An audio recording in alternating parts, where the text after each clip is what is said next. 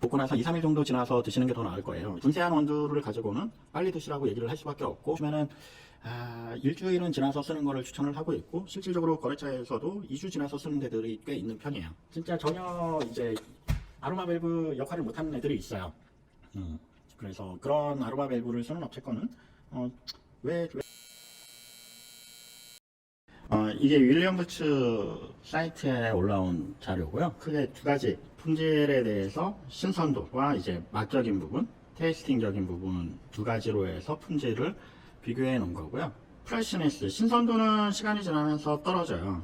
그렇지만 실질적으로 맛을 봤을 때 맛을 좋게 느끼는 부분은 로스팅하고 나서 1주가 지났을 때 오히려 긍정적으로 나오고 2주째에 이제 가장 절정을 찍고 3주차부터 이제 급속도로 떨어지는, 이거는 일반적인 포장에서 나오는 부분이고요. 그래서 보통 대부분의 로스터리에서 2, 3주까지 운영을 하시는 거를 추천을 드리는 게 이런 이유라고 보시면 되고요. 실질적으로 웬만한 커피는 볶고 나서 한 3, 4일 정도 지나서 음용을 하는 거를 추천을 드려요. 저희도 손님들한테 한 볶고 나서 2, 3일 정도 지나서 드시는 게 더 나을 거예요. 이런 얘기를 많이 하는 편이거든요. 이거는 우리나라, 일본 쪽 책, 뭐 더 알고 싶은 커피학이라는 데 나온 그래프예요. 로스팅하고 나서 2주째 피크를 치고 3주 4주 지나면서 점점점 떨어진다. 그리고 이거는 에스프레소 커피 더 사이언스 오브 퀄리티에 나온 이산화탄소의 디캐싱에 대한 부분이라고 보시면 되고요. 이거는 그라운드 빈하고 이제 홀빈, 그러니까 원두 상태하고 분쇄한 원두일 때 탈기되는 속도가 얼마나 차이가 나느냐를 보여주기 위한 그래프예요. 그래서 실질적으로 뭐 거의 뭐 몇십 배 빠르죠. 그래서 분쇄한 원두를 가지고는 빨리 드시라고 얘기를 할 수밖에 없고, 커피를 집에서 맛있게 먹기 위해서는 진짜 뭐 한 달 된 원두하고 뭐 바로 분쇄 하루 지난 거하고 별반 차이가 없을 정도로 디캐싱이 이루어진다, 향미 손실이 이루어질 수 있다 정도 참고하라고 이제 올려놓은 거고요. 그리고 이제 포장에 따라서도 이게 되게 많이 달라질 수 있는 부분이긴 해요. 이게 포장에 따른 부분이라고 했지만 실질적으로는 포장에 따른 부분이 잔존산소에 따른 부분이라고 생각을 해도 더 무방하다고 봐요. 일반적으로 밀봉하는 그런 봉투 같은 경우는 이제 잔존산소량이 16에서 18% 정도 된다고 하고 생리기간을 한 달 정도 잡는다. 그리고 아로마 밸브가 달려있는 봉투 같은 경우는 이제 이산화탄소가 나오면서 산소하고 이산화탄소 둘 다 이제 그 아로마 밸브를 통해서 빠져나오기 때문에 안에 남아있는 산소의 양이 줄어들어요. 그러다 보니까 잔존산소량이 10에서 12% 정도 산소가 남기 때문에 생리기간이 한 3개월 정도 유지가 된다라고 얘기를 하고요. 진공 포장을 했을 때 그냥 진공으로 이제 포장을 한 커피들 있죠. 그런 경우에는 잔존산소가 한 4에서 6% 정도 안에 남는다고 하고요. 4에서 6개월 정도 간다라고 하고, 가스치완이라고 해서 뭐 니트로플러시 뭐 이런 표현도 쓰는데, 그 안에 그 가스를 넣어서 이제 빼내는 거죠. 이런 식으로 했을 때 그 안에 잔존산소량이 한 1에서 2% 정도 남는다고 가정을 하면 이제 6에서 8개월 정도 상미가 보존이 되고, 이제 압력 방식인데 실질적으로 이거는 개인이 하기는 되게 힘든 방법이고, 1, 2캔 있잖아요. 그런 게 이제 압력 방식인데, 이게 가스치환도 하면서 압력을 가하는 형태로 포장이 되는 건데, 이거는 잔존산소가 1% 이하라고 하고 이제 18개월 이상 된다고 해요. 그래서 결국에는 사실 이 잔존산소량이 되게 중요한 부분이긴 해요. 산소하고 덜 만날수록 생리기간이 더 길어진다라고 이해를 하시면 되고요. 이제 압력 부분은 좀 이따 아까 지질의 이동에 대한 부분하고 맞닿아서 이제 한 번 더 얘기를 하긴 할 텐데, 이제 가스치환 같은 경우도 이제 그 질소를 한 번 넣느냐, 두 번 넣느냐, 이런 식에 따라서 조금씩 이제 잔존산소량이 달라지기 때문에 이게 사실은 어찌 보면 상미기간을 늘릴 수 있는 기술 중에 하나라고 봐도 되는 부분이라고 생각을 해요. 그리고 이제 압력 방식 같은 경우도 1% 이하에 이제 추가적으로 압력 방식은 오일의 이동이 다르게 형성이 돼요. 보통 이제 일반적인 환경에서는 오일이 이제 바깥쪽으로 퍼져나가는데, 압력 방식으로 했을 때는 이제 쉘 안에서 코팅이 되듯이 퍼져나간다고 하더라고요. 그렇게 해서 이제 에스프레소 추출에 좀 더 이상적이다라고 1, 2쪽에서는 얘기를 하고 있어요. 물론 이거는 1, 2에서 채택하고 있는 포장 방법이어서 좀 더 이제 그렇게 얘기가 될 수도 있지만 어느 일정 부분 압력으로 해서 포장을 했을 때 상미기간에 유리할 수 있다라고 저는 생각을 하고는 있습니다.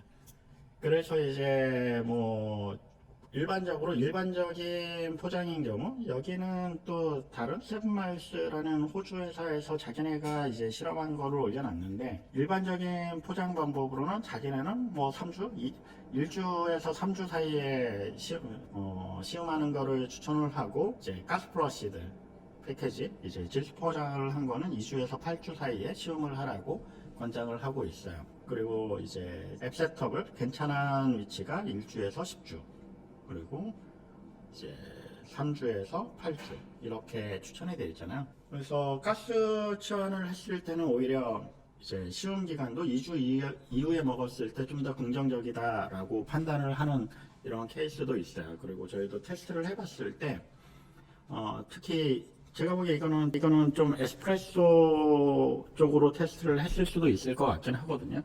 에스프레소일 때는 질소 포장을 했을 때 예전에는 그냥 일반적인 포장을 했을 때 한 5일 정도 지나서 최소 5일에서 15일 정도 지나서 에스프레소 추출을 하라고 얘기를 했었는데 요즘에는 일주일은 지나서 쓰는 거를 추천을 하고 있고 실질적으로 거래처에서도 2주 지나서 쓰는 데들이 꽤 있는 편이에요. 그래서 자기네는 실제 사용을 해봤더니 2주 정도 에이징, 디게싱을 하고 사용을 했을 때 좀 더 긍정적이더라 라고 생각을 한다고. 그래서 2주 재고를 가지고 가는 그런 업체들도 있을 정도예요. 그리고 확실히 다른 부분보다 매장에서 사용을 할 때도 좀 안정적이죠. 뭐 8주면 2달이잖아요. 2달 동안 좀 더 안정적으로 사용을 할 수 있는 이 정도의 퀄리티가 보장이 되는 부분이 있어서 저희도 질소 포장으로 바꾸긴 했거든요. 저희가 하는 방식이 잠깐만요. 동영상을 보여드릴게요. 지금 보시면 이게 질소통이고요. 이게 노즐이 있어서 이게 질소를 넣고 이제 그 진공을 만드는 그런 역할을 하는 거거든요. 그래서 저희 같은 경우는 진공 만들고 질소 넣고 진공 만들고 다시 이제 질소를 넣는 이런 형태로 포장을 하고 있어요. 근데 이거를 어떤 식으로 하느냐에 따라서도 이제 산소 함량이 달라지는 거거든요. 그 포장지 내부에 남아있는 이런 산소 함량을 어떻게 줄일 거냐에 대한 부분이 실질적으로 시간이 지나면서 이제 커피가 얼마나 빨리 손상이 되느냐 이런 거에 영향을 주기 때문에 이 부분은 되게 그 장기간 보관에는 되게 중요한 부분이라고 생각을 하고요. 이렇게 포장을 안 해도 아까 앞에서 얘기를 했다시피 일반적인 포장일 때도 2주차에 일반적으로는 그 가장 좋은 그러니까 아로마 밸브 정도를 사용을 했을 때 2주차에 가장 이제 향미적으로 소비자가 맛있게 먹을 수 있는 정도가 된다라고 이해를 하시면 돼요. 그래서 어찌 보면 로스터리나 이런 데 가서 원두를 살 때 이게 내가 다음 주에 먹을 커피면 이제 볶은 지 하루 이틀 된 걸 사면 되는데 실질적으로 원두를 사면 보통 다음 날부터 먹잖아요. 다음 날이나 다다음 날부터 먹기 때문에 어찌 보면 거기에서 한 4, 5일 정도 된 거를 사는 게 실질적으로 맛있게 먹을 수 있는 기간에 커피를 소비를 할 수 있는 거기도 해요. 디게싱 때 이산화탄소뿐만 아니라 포장 내 잔존산소도 빠져나가는 건가요? 아로마 밸브. 예. 아로마 밸브를 사용을 했을 때는 그 부분 때문에 쓰는 것도 있어요. 아로마 밸브를.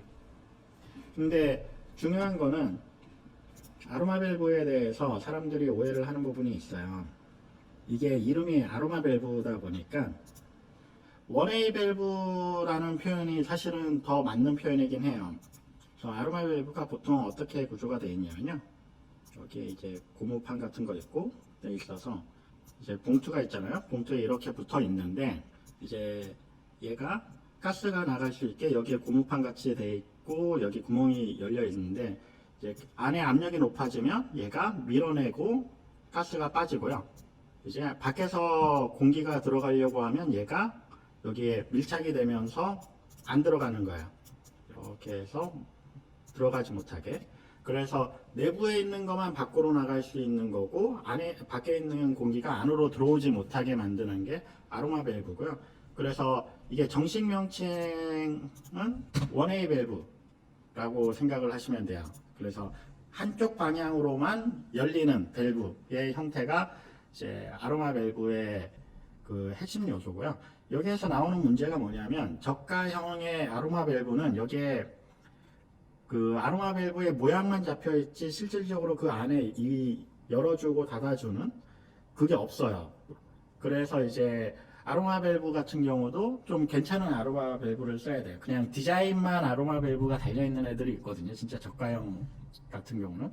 근데 그래서 이제 봉투가 진짜 전혀 이제 아로마 밸브 역할을 못하는 애들이 있어요. 그래서 그런 아로마 밸브를 쓰는 업체 거는 왜 썼지? 이거는 투웨이 밸브인데 투웨이 밸브면 뭐 밖에 있는 산소가 들어오는 순간 오히려 이제 안에 그 밸브가 없는 것보다 오히려 그 포장의 질이 떨어지는 거거든요.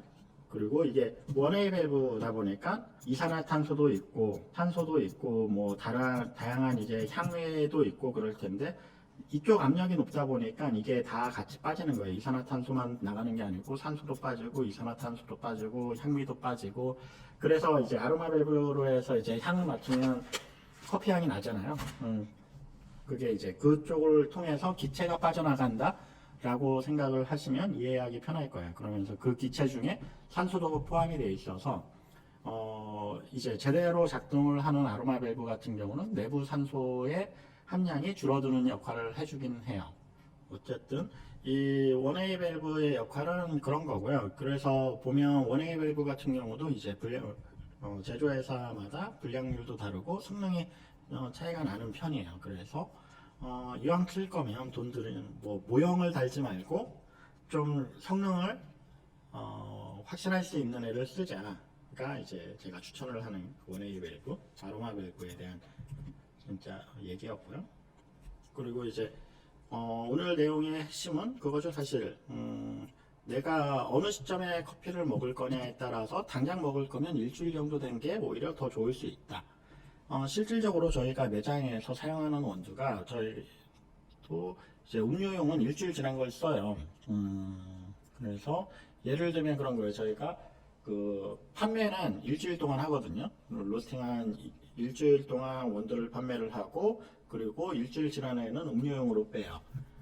그렇게 해서 이제 2주 동안 사용을 하거든요. 2주 차까지 이제 1주 판매, 1주 추출 그렇게 사용을 하고 있어요. 에스프레소는 에이징을 2주를 시키는 편이에요. 그거는 이제 저도 최근에 매니저한테 물어봤거든요. 야, 우리는 얼마나 에이징 시키고 있어 지금? 했더니 2주 시키고 있다고. 아, 그래? 알았어. 그리고 이제 원두를 살 때도 뭐 예를 들면 2봉 산다 그러면 빨리 먹을래는 이제 바로 먹을래는 뭐 한 3-4일 된 거 사고 이제 이거 다 먹고 다음 거 먹을 거는 뭐 볶은 지 얼마 안 된 거 사고 이런 식으로 구매를 하는 것도 뭐 구매하는 요령 중에 하나가 아닐까 그렇게 생각을 합니다. 커피의 신선도에 따른 얘기를 좀 해봤고요. 근데 지금 저희도 그렇고 많은 로스터리에서 많이 듣는 얘기 중에 하나가 오늘 볶은 거 없어요? 이 얘기를 제일 많이 들을 거예요. 그래서 그거에 대한 부분을 오해를 풀어주고 싶어서 방송 주제로 이제 신선한 커피, 물론 신선한 커피가 중요하거든요. 3주 내에 드시라고 보통 3-4주 내에 일반적인 포장에서는 한 달 내에 소비를 하는 게 되게 중요한 부분인데 오늘 볶은 커피가 맛있는 커피가 아니다라는 것도 알고 있어야 되는 거죠. 한 일주일 정도 에이징, 디캐싱이 됐을 때 실질적으로 더 맛있게 추출하기도 편하고 마셨을 때 실질적으로 좀 더 맛있게 이 커피가 가지고 있는 다양한 풍미를 더 잘 느낄 수 있는 형태가 될 수 있다라는 거, 이런 부분을 좀 참고를 하고 이제 원두를 구매를 할 때 참고를 하시면 될 것 같아요. 될 수 있으면 커피는 원두로 사서 갈아서 먹자. 가성비 좋으면서 이제 입문용으로 쓰기 좋은 그라인더가 뭐가 있을까 되게 고민이 많아요. 10만원 초반에 괜찮은 애가 없을까? 20만원 정도, 7만원, 16만원 이 정도 되는데 약 10만원. 이번 기회에 이런 거 개발하면 망해요. 안 돼요.